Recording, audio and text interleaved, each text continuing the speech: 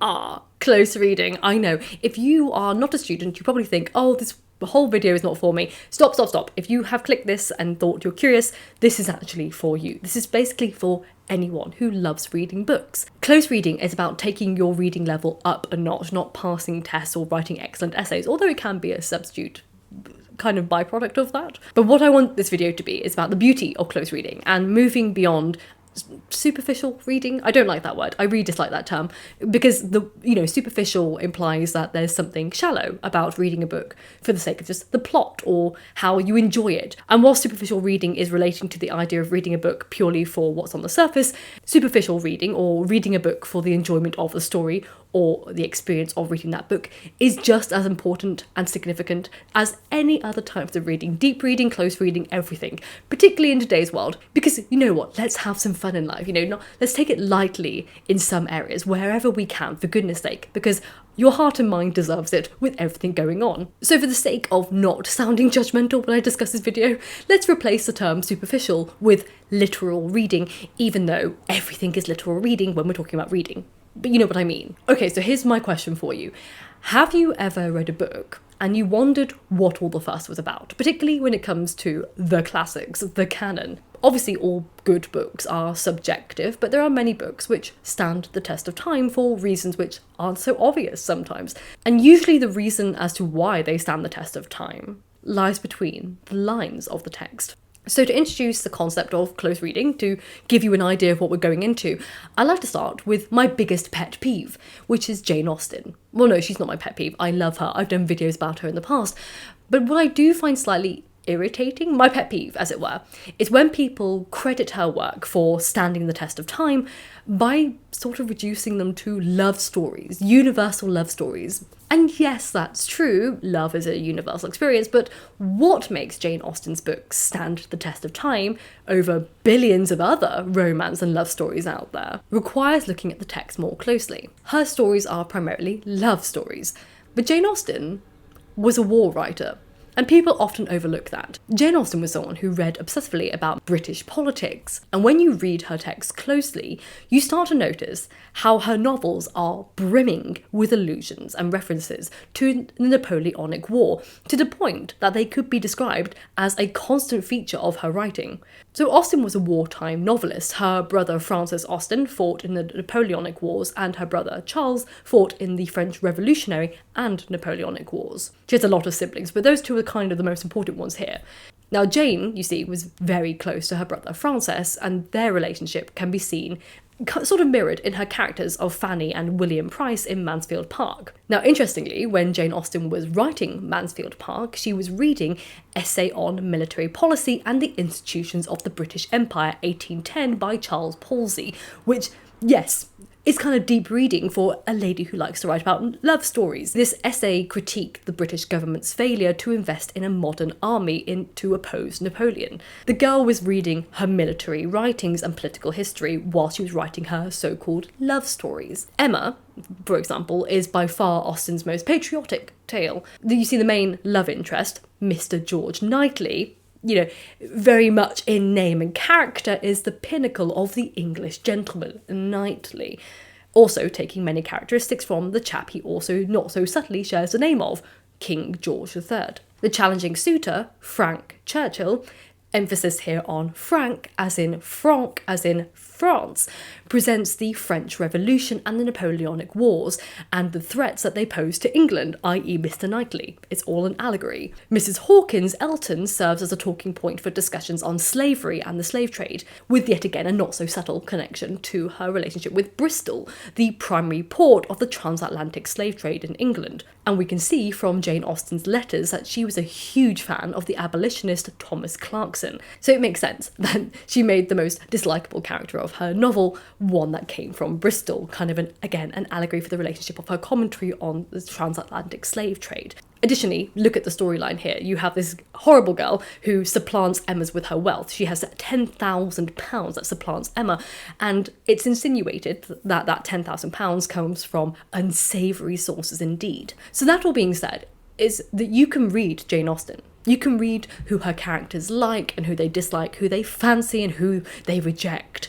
all without noticing her deeply political and military commentary, which crops up perpetually throughout her works.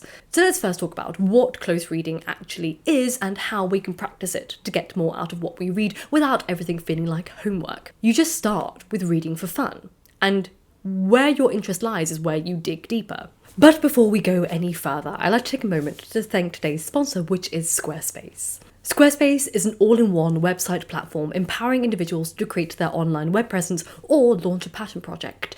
Combining 2 decades of industry-leading design expertise with cutting-edge AI technology to unlock your strongest creative potential, Squarespace's design intelligence empowers anyone to build a beautiful website tailored to their unique needs and craft a bespoke digital identity to use across one's entire online presence.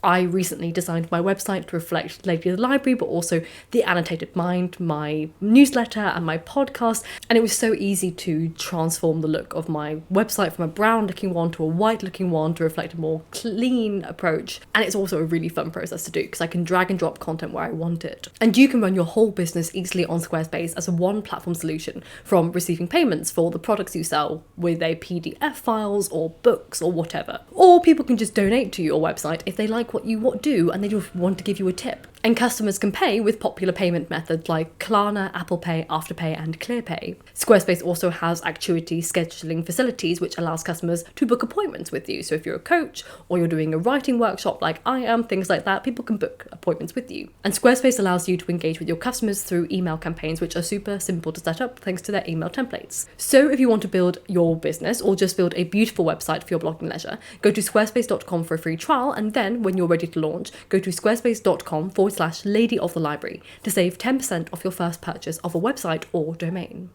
Close reading is an in-depth, careful analysis of a text. Now, what I mean by text can be anything. The text can be a short story, a paragraph, a poem, an image, or even something that just stood out to you, that was repeated a couple of times throughout the text, maybe a word, a colour, things like that. Now, when focusing in on a small segment, the reader needs to be aware that what's happening here is likely not isolated from the rest of the text or even the rest of the body of the author's work. So for example, let's go back to the character Mrs. Hawkins Elton in Emma.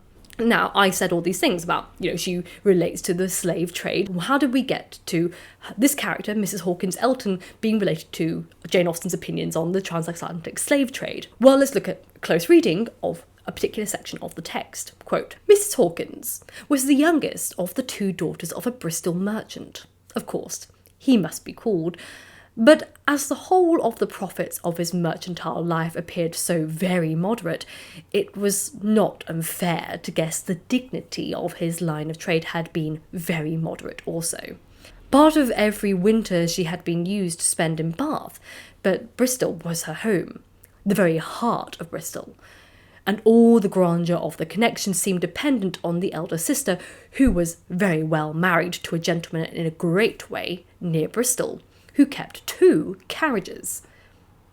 So obviously, the most notable part of that paragraph is the repetition of the word Bristol. Bristol is written in contrast to Bath. Bath is mentioned once, Bristol 4 times in the span of a few sentences.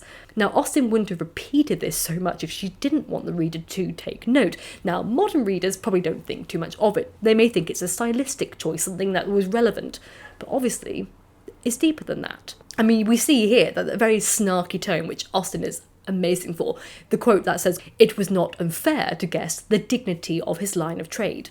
Again, we have a subtle nod to the idea that there's probably slave money involved in the heritage of this family. Now, obviously, depending on where you are in the world and your knowledge of British Empire, the transatlantic slave in the 18th century isn't going to be exactly the first point of call, and rightly so. It's not immediately the thing that calls to mind. So obviously, that imagery and the allusion she was making to the transatlantic slave trade may not immediately stick out to someone when reading Emma, but it doesn't require us to have that aforementioned knowledge of the history of things. Noticing that Jane Austen mentions something 4 times is enough to spark interest and go, maybe there was intentionality behind this. I wonder what it could possibly mean by this. Jane Austen wanted the reader to pick up on something which was emphasised by the repetition. And whether you are seeing things like this, whether that's a repetition of a word or a pattern or a rhythm or a rhyme, it's a pattern that may interest you. And if it's interesting to you, you may want to take the time to explore it, and you may find that's rewarding. Now, obviously, let's point out that the elephant in the room, a pattern or an observation made by the reader may have completely empty meaning or have zero relevance to the author's intention.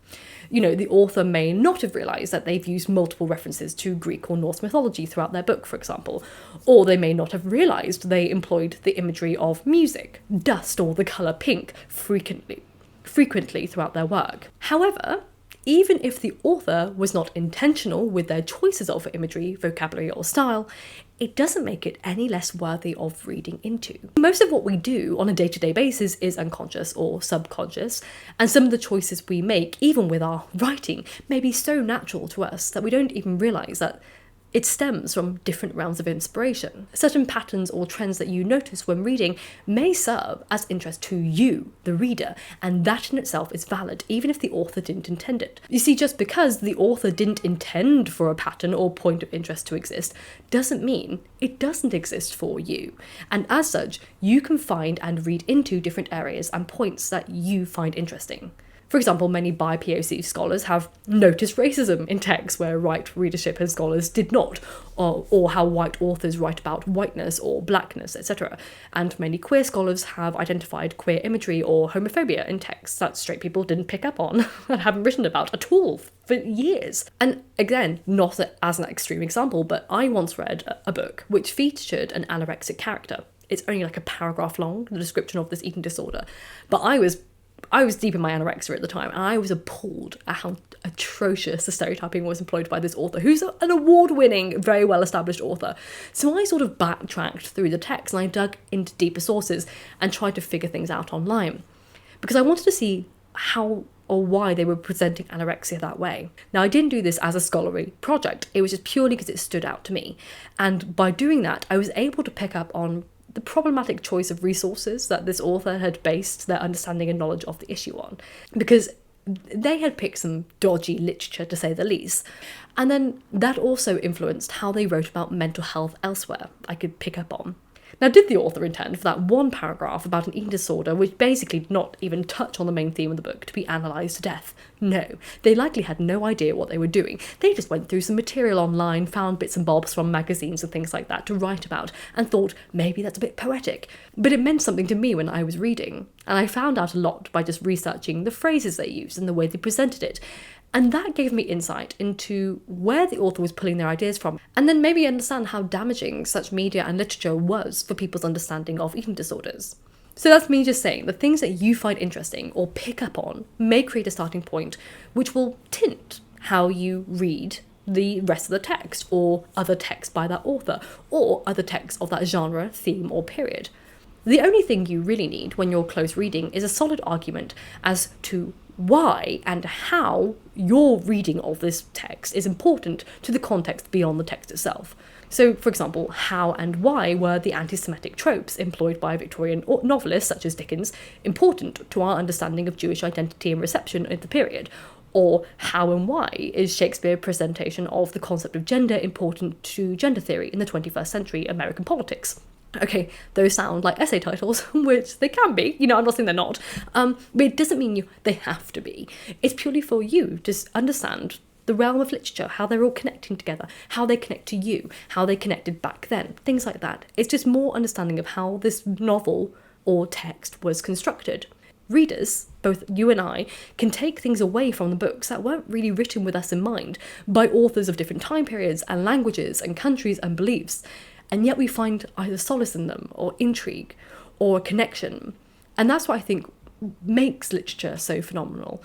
And it's a damn shame, really, I think, to relegate the power of close reading to pretentious academia, when really readers can benefit so much from close reading, from finding things out about periods of history they weren't aware of, to realising that there are readers like them out there who read this book the same way, for whatever reason, good or bad, and felt the same emotions. It's like one tangible heartbeat rippling through time and space. Authors don't write with the intention of being analysed.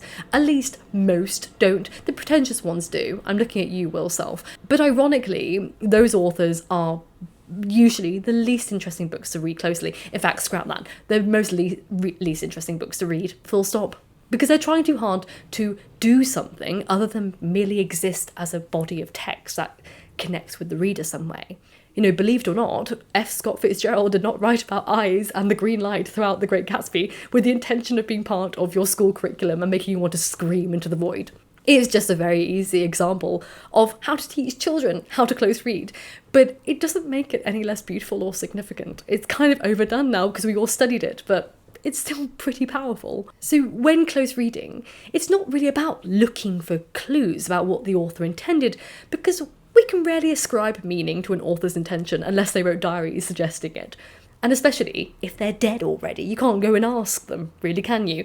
So what's more interesting about close reading is looking for meaning that's written between the lines, intentionally or unintentionally, that can then be extrapolated to have meaning beyond the text and for you, the reader. Now, obviously, close reading is an exhausting practice to do throughout the entire book. I wouldn't recommend it, particularly for every book you read, so I'm not out here suggesting that. I am, however, encouraging you to notice and stop when you're reading a little, now and then. If you pick up on something, just stop and think, maybe this means something. So when something strikes you about a paragraph or a sentence, does this passage contain significant metaphors or similes or allegories or personification, ellipsis or alliteration that's intriguing to you? Have you suddenly realised that the author evoked a previous scene with a repeated image or an idea? Have you noticed a theme that's separate to the main plotline, such as a theme of war in Jane Austen's romance novels or disability in Dickens? See, that's the fun of close reading. It's looking beyond what's being said and looking for what's not being said and what's not being talked about, because that's really where things get deep.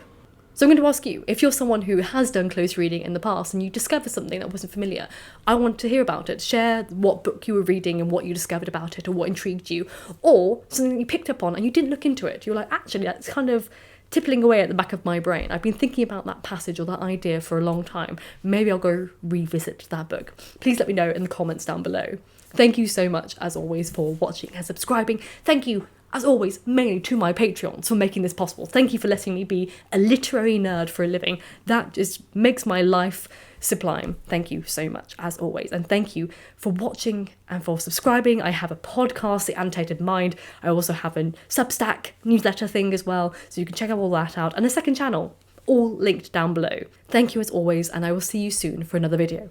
And remember, stay happy and healthy, and books save lives. So keep reading.